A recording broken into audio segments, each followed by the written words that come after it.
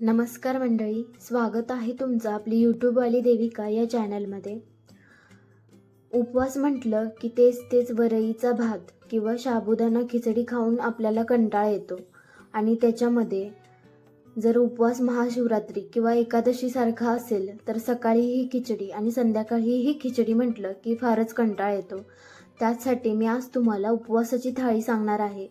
त्याच्यामध्ये 5 पदार्थ आपण बनवणार आहोत, तेही अगदी सोप्या पद्धतीने, ज्यामध्ये रताळ्याचे गुलाबजाम असतील, अगदी कमी तेलामध्ये बनवलेले शाबूचे वडे असतील, किंवा आपली भाजणीच्या पिठाची उपवासाची दशमी असेल, त्यानंतर आपली बटाट्याची भाजी थोड्याशा वेगळ्या पद्धतीने बनवलेली, आणि आपली शाबूची खिचडी. तर हे 5 पदार्थ अगदी आपण सोप्या पद्धतीने कसे बनवायचे ते पाहणार आहोत.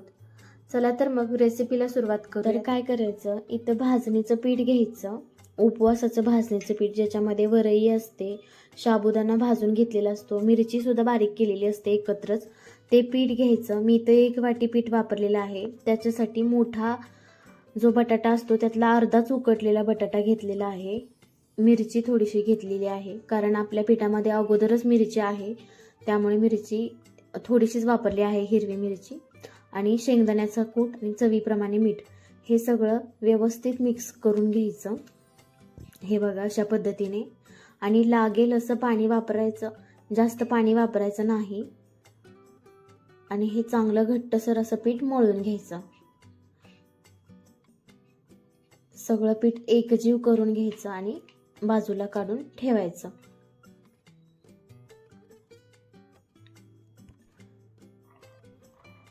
आता शाबू वड्याची तयारी करून घेऊयात. इथं मी साबुदाणा घेतलेला आहे, शेंगदाणेचा कूट घेतलाय जाडसर असा बारीक केलेला, हिरवी मिरचीचं वाटण आहे, त्याचबरोबर चवीप्रमाणे मीठ घ्यायचं.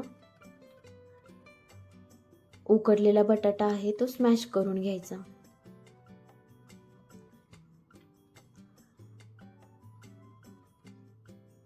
हे सगळं मिश्रण आता आपल्याला एकजीव करून घ्यायचं आहे. व्यवस्थित सगळं मिश्रण एकजीव करून घ्यायचं. बटाटा चांगला स्मॅश झाला पाहिजे या मिश्रणात. हातानेच सगळं मिश्रण एकजीव करून घ्यायचं.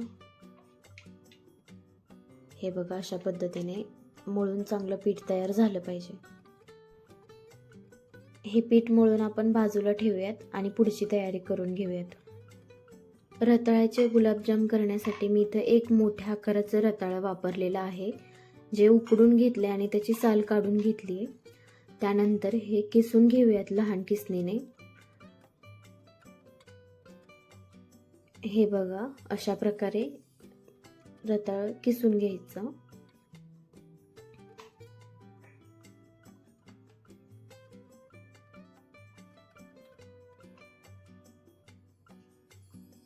रताळ हे जास्त शिजलं गेलं नाही पाहिजे. जर जास्त शिजलं तर पीठ आपल्याला मळताना अडचण येऊ शकते. त्याच्यासाठी रताळ हे मीडियम शिजलेलं असायला पाहिजे. त्यानंतर 1 चमचाभर वेलची पूड टाकायची त्याच्यामध्ये, आणि मिल्क पावडर टाकायची. तर मला या एका रताळ्याला साधारणतः 4 चमचे मिल्क पावडर लागलेले आहे. याच्यामध्ये व्यवस्थित हे पीठ मळून घ्यायचं, एकजीव करून घ्यायचं चांगलं पीठ हातानेच.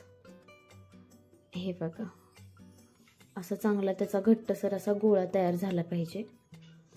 त्यानंतर त्याच्यावरती थोडंसं 1 चमचाभर तूप वापरायचं आणि अजून एकजीव करून घ्यायचं पीठ. हे बघा असं. आता याचे छोटे छोटे गोळे करून घेऊयात गुलाबजाम तळण्यासाठी. इथं मी सगळे गोळे तयार करून घेतलेले आहेत अगोदरच. साधारणतः 16 तयार झालेत माझे. एका रताळ्याच्या याच्यामध्ये 16 गुलाबजाम तयार होतील. हे गुलाबजाम तेलात सोडून घ्यायचे.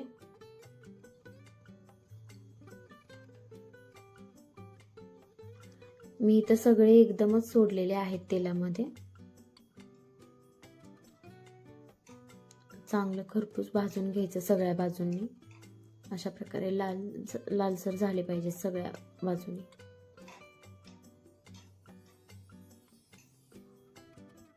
हे गुलाबजाम तळून होत आहेत तोपर्यंत आपण पाकाची तयारी करून घेऊयात. पाकासाठी मी इथं छोटा ग्लास पाणी वापरलेलं आहे, 1 छोटा ग्लास, आणि त्याच ग्लासने साखर वापरलेली आहे, तो छोटा ग्लास भरून साखर, असं प्रमाण आहे. तर पाक आपल्याला काही 1 तारी किंवा 2 तारी असं बनवायचा नाही आहे. अगदी साधा उकळी आली की आपला पाक तयार होतो. हे बघा, अशा पद्धतीने हा आपला पाक इथे तयार आहे. आता हे तळलेले जे जामुन आहेत ते आहेत तसे गरम गरम त्या पाकामध्ये सोडून द्यायचे, म्हणजे छान मुरतात आणि चवीलाही उत्तम लागतात. हे बघा, हे सगळे गुलाबजाम आता आपण पाकामध्ये सोडून देऊयात आणि 1 तासासाठी याला रेस्ट करायला ठेवूयात. तोपर्यंत आता आपण पुढची तयारी काय करूयात की आपले शाबूचे वडे जे आहेत ते करून घेऊयात. तर शाबूचे वडे आपण ऑइल फ्री बनवणार आहोत. अगदीच कमी ऑइलमध्ये आपल्याला हे वडे बनवायचे आहेत. तर त्याच्यासाठी मी काय केले, अगदी लिंबाच्या आकाराचे वडे इथे तयार केलेले आहेत आणि ते वडे आपण आप्पे पॅनमध्ये टाकणार आहोत. तर याच्यामध्ये थोडं थोडं तेल सोडून घेऊयात आणि आपण तयार केलेले शाबूचे जे गोळे आहेत ते ह्याच्यामध्ये ठेवून घेऊयात आणि याला चांगलं झाकण ठेवून घेऊयात, म्हणजे चांगलं उकडून निघतील. हलवून खालून चेक करायचं भाजलेत की नाहीत. खरपूस भाजून घ्यायचे चांगले, म्हणजे आतून पण मस्त असे फुगतात आणि चवीला कुठल्याही प्रकारचं कॉम्प्रोमाइज नाही आहे. शाबूचे वडे तळलेले जे असतात त्याच प्रकारे लागतात हे सुद्धा, एवढंच की तेलकट लागत नाही जास्त, हेल्दी थोडेसे.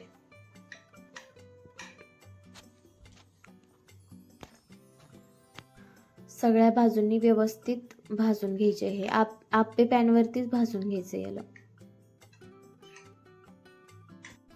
सगळ्या बाजूंनी व्यवस्थित भाजलं की एक एक करून काढून घ्यायचं.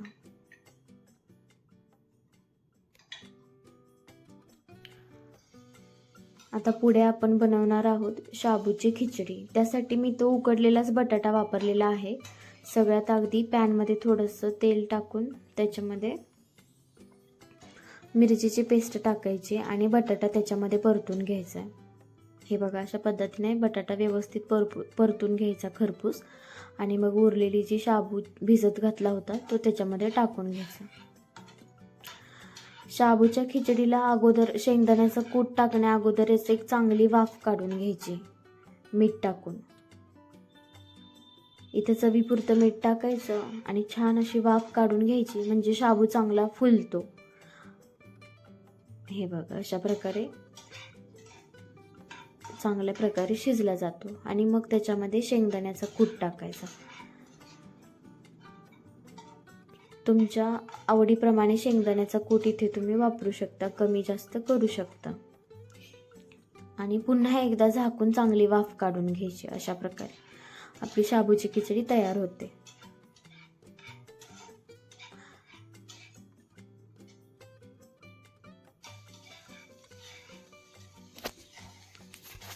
चांगली परतून घ्यायची खरपूस अशी.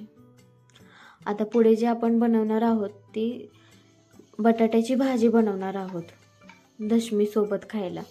तर इथं पॅनमध्ये मी थोडंसं तेल टाकून मिरची टाकून उकडलेला बटाटा टाकलेला आहे आणि त्याच्यामध्ये उकडलेले शेंगदाणे आहेत.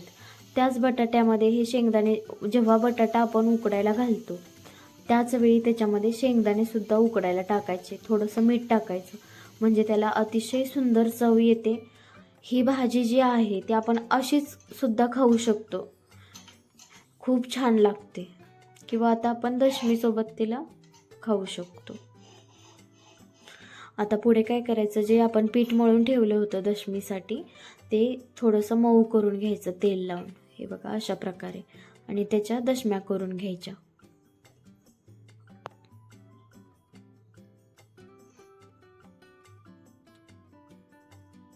चांगलं हलक्या हाताने लाटून घ्यायचं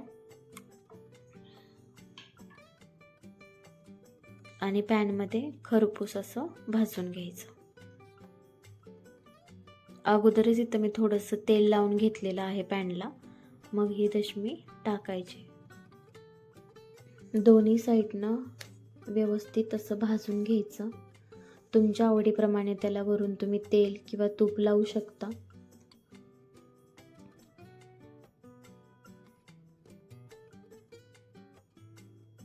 हे बघा, अशा प्रकारे चांगली खरपूस भाजून घ्यायची.